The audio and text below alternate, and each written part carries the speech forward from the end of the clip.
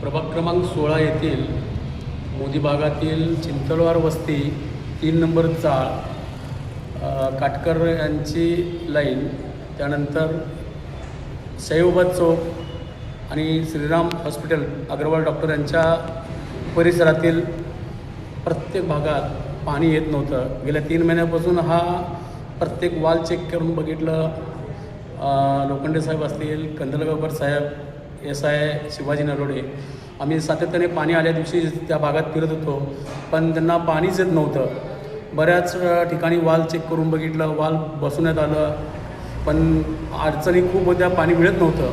दुसऱ्या टप्प्यातनं 11 वाजता आम्ही पाणी सोडत होतो, त्या ठिकाणी पाणी मिळत होतं. आज आम्ही त्या भागातले बरेच ठिकाणी फिरलो.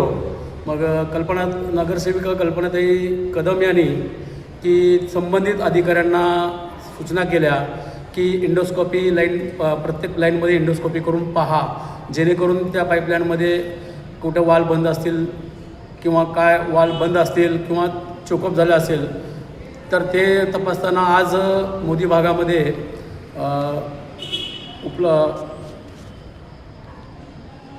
अग्रवाल हॉस्पिटलच्या परिसरामध्ये त्या ठिकाणी वडाचं झाड होतं.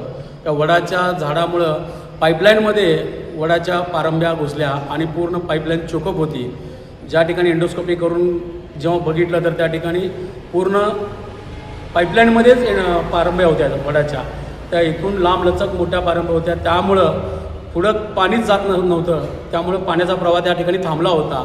आणि त्या भागातील चिंचलवार वस्ती, 3 नंबरचा काटकरची लाईन, अग्रवाल हॉस्पिटलचा परिसर, साईबाबा चौकातला परिसर, या भागातल्या लोकांना पाणी मिळतच नव्हतं. कमी दाबाने सुद्धा कधी कधी येणार आणि थांबणार पाणी. तर अशी या ठिकाणी आज मोहीम हाती घेतली होती आणि या मोहिमेला यश आलेलं आहे. त्या पारंब्या त्या ठिकाणी काढून घेण्यात आलेल्या आहेत. आता उद्या पाण्याचा दिवस आहे, नक्कीच त्या ठिकाणी परत आम्ही मोहीम राबवणार आहे. प्रत्येक ठिकाणी इंडोस्कोपीचा प्रयोग करून काय काय भागातल्या अडचणी ते सोडण्यासाठी आम्ही प्रयत्न करत आहोत.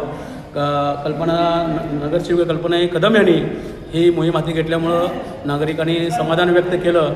आणि ह्या कामासाठी झोन अधिकारी श्री लोखंडे साहेब, हेड ऑफिसचे कंदलगावकर साहेब आणि शिवाजी नलोडे, सचिन मुळे आणि तौशिफ शेख सोनवणे आणि विजय बनसोडे, विनायक बनसोडे यांचं ह्या टीमने काम केलेलं आहे. आणि या टीमचंसुद्धा आम्ही मनापासून आभार मानतो. कारण गेल्या 3 महिन्यापासून आम्ही हा सातत्य ठेवला होता की या भागात पाणी कसं मिळेल, लोकांना पाणी कसं मिळेल. कारण 5 दिवसात पाणी होतं, त्यामुळं साठवण क्षमता नव्हती त्यांच्याकडे ठेवण्याची. पाणी जर नाही आल्यामुळं त्या लोकांना फार त्रास होत होता.